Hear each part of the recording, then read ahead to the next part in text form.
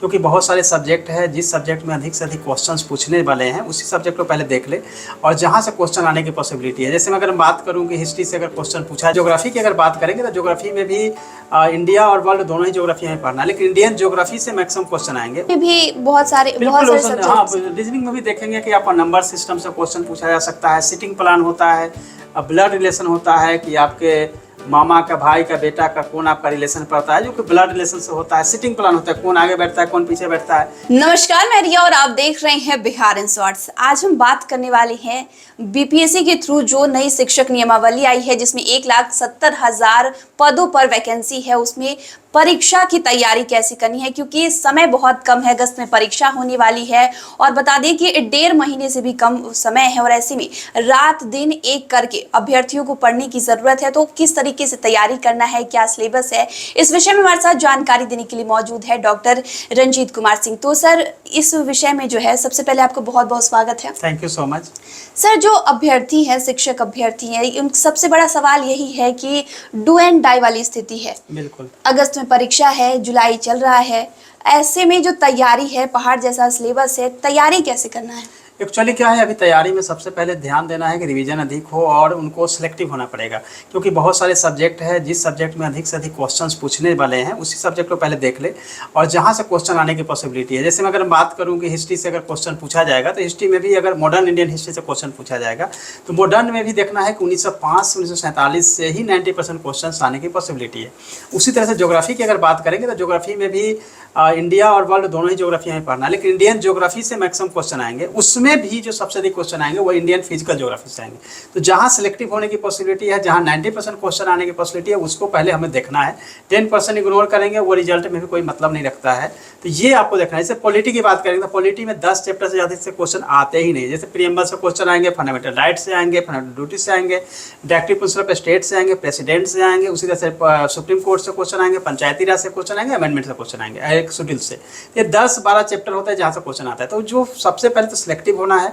अब इसको समझने का सबसे अच्छा तरीका है कि बीपीएससी जो अब तक एग्जाम ली है प्रीवियस ईयर्स में, उससे ट्रेंड समझना है कि कहाँ से क्वेश्चन पूछता है। एक पूरा ग्रेड बनाना है और उसके हिसाब से वो डिसाइड करें कहाँ से क्वेश्चन आता है, उसके हिसाब से तैयारी करना चाहिए।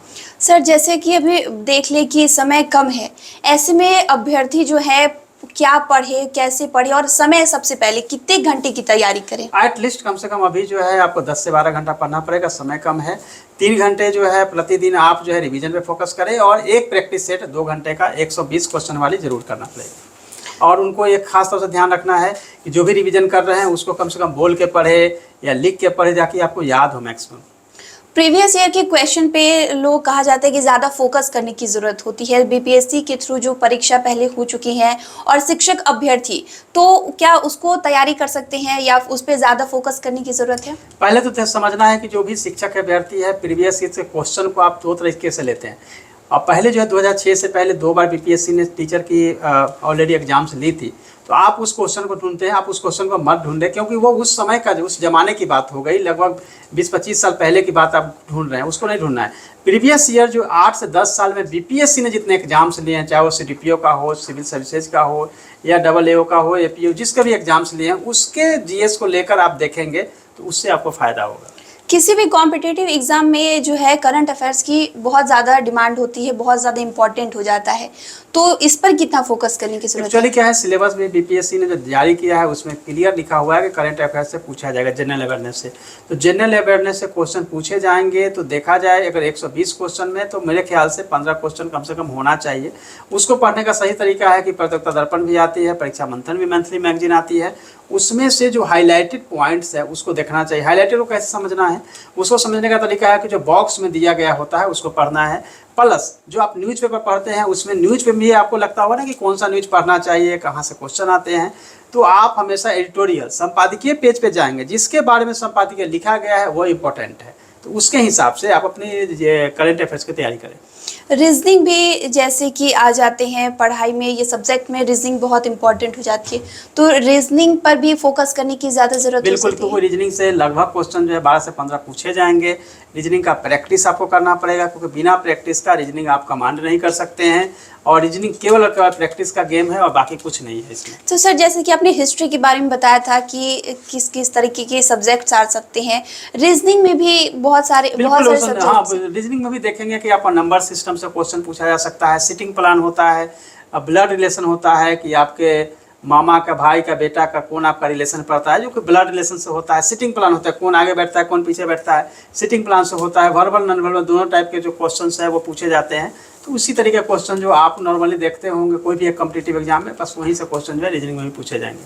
तो अब पढ़ाई पे आ जाते हैं, तो मैथ्स बहुत इंपॉर्टेंट है, इंग्लिश भी बहुत ज़्यादा इंपॉर्टेंट है, ये दोनों चीज़ें जो हार्ड हो रही हैं, इसको कैसे मैनेज करें? देखिए, मैथ में भी देखेंगे तो 23-24 चैप्टर्स होते हैं, जहाँ से आप मैं अर्थमेटिक देखें, ट्रिग्नोमेट्री है, अलजेब्रा है। थोड़े थोड़े क्वेश्चन जो है जो कि नॉर्मली क्वेश्चन पूछे जाते हैं, क्यूब से क्वेश्चन, टाइम डिस्टेंस से होता है, जहाँ से क्वेश्चन पूछे जाते हैं उसके हिसाब से मेरी किताब भी जो है प्रभात प्रकाशन से निकली हुई है। उसको अगर आप प्रैक्टिस करते हैं, पहले तो प्रोसेस को समझिए, फिर प्रैक्टिस करेंगे तो इजीली जो है आप उसको कर पाएंगे। हाँ, मैथ जिनको नहीं बिल्कुल आता है उनके लिए काफ़ी मुश्किल है, बिकॉज बिना प्रैक्टिस के आप मैथ को कमांड नहीं कर सकते हैं। आपको प्रतिदिन 2-3 घंटे समय आपको मैथ पे देना पड़ेगा, रीजनिंग पे देना पड़ेगा।